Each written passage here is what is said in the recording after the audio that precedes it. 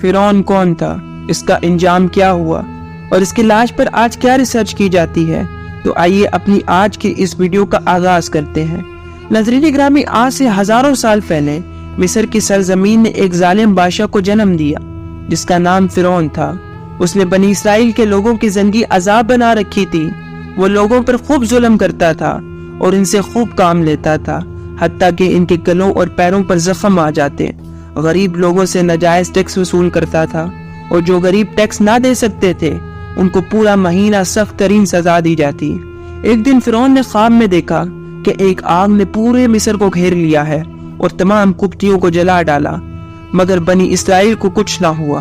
اگلے روز فرعون نے اپنے درباریوں، نجومیوں سب کو بلا لیا اور اپنا خواب ان کو بتایا اور ان سے اس کی تعبیر چاہیے۔ تو انہوں نے کہا کہ بنی اسرائیل میں ایک لڑکا پیدا ہوگا جو تیری سلطنت کے زوال کا سبب بنے گا۔ یہ سن کر فرعون نے حکم دیا کہ بنی اسرائیل میں جو بھی لڑکا پیدا ہو اس کو قتل کر دیا جائے، لہذا بنی اسرائیل میں جو لڑکا پیدا ہوتا اس کو قتل کر دیا جاتا۔ تو فرعون کو اس کے درباریوں نے کہا، اگر اسی طرح چلتا رہا تو بنی اسرائیل میں ہمیں خدمت گزار کیسے میسر آئیں گے؟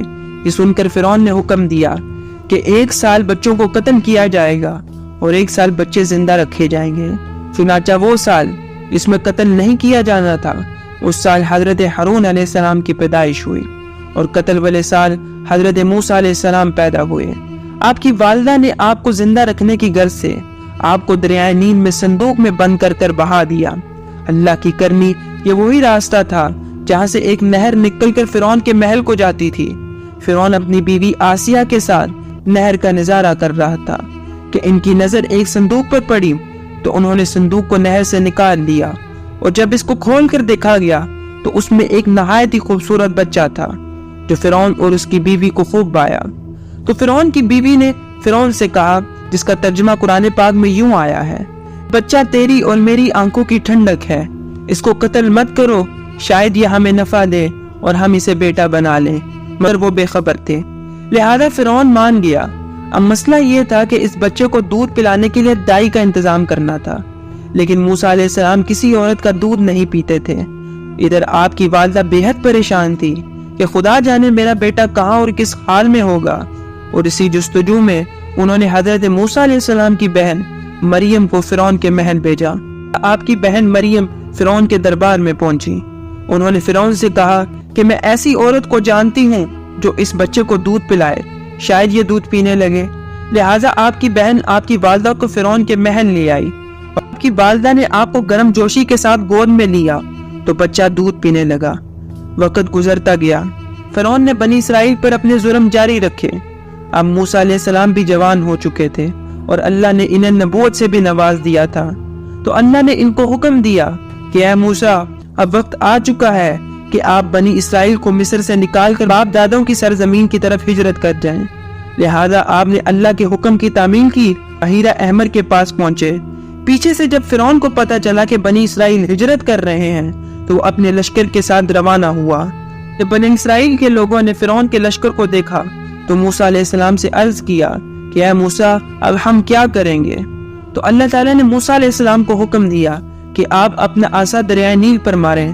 تو موسیٰ علیہ السلام نے اپنا عصا دریائے نیل پر مارا، جس سے دریا میں راستہ بن گیا اور آپ بنی اسرائیل کے ساتھ دریا سے گزر گئے۔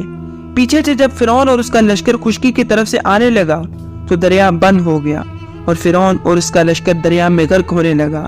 جب فرعون نے یہ دیکھا کہ فرشتے عذاب لیے کھڑے ہیں تو اس نے کہا کہ میں اس وحدہ لا شریک پر ایمان لاتا ہوں، مگر اللہ نے کہا کہ اب بہت دیر ہو چکی ہے، تو بہت ظالم تھا، اور اسے دریا میں غرق کر دیا گیا۔ 1881 میں جب فرعون کی لاش دریائے نیل سے ملی تو اسے مصر کے ایک میوزیم میں رکھ دیا گیا۔ سن 1900 میں جب اس کی لاش خراب ہونے لگی تو مصر کی حکومت نے فرانس سے درخواست کی کہ وہ فرعون کی لاش پر ریسرچ کریں اور اس کی موت کی وجہ تلاش کریں، لہٰذا ڈاکٹر موریس کو اس کام کے لیے منتخب کیا گیا اور اس کی لاش کو فرانس بھجوا دیا گیا۔ جب ڈاکٹر موریس نے اس لاش پر ریسرچ کرنا شروع کی تو اس کے جسم پر سمندر کی نمکیات پائی گئی، جس سے پتہ لگا کہ فرعون آج سے 3000 سال قبل دریائے نیل میں غرق ہو کر مر گیا تھا۔ جب ڈاکٹر موریس کو یہ بتایا گیا کہ مسلمانوں کی کتاب قرآن پاک میں یہ بات تفصیل سے آئی ہے کہ ہم فرعون کی لاش کو عبرت بنا دیں گے اور اس کا جسم محفوظ رکھیں گے۔ جب ڈاکٹرز کو قرآن کی یہ بات پتہ چلی تو کافی لوگ کلمہ پڑھ کے مسلمان ہو گئے، جس میں ڈاکٹر مورس بھی شامل تھے۔ آخر میں آپ سے التماس ہے، اگر آپ کو یہ ویڈیو پسند آئی ہو تو پلیز اس ویڈیو کو لائک کریں، ہمارے چینل کو سبسکرائب کریں اور یہ معلومات آگے ضرور شیئر کریں۔ شکریہ۔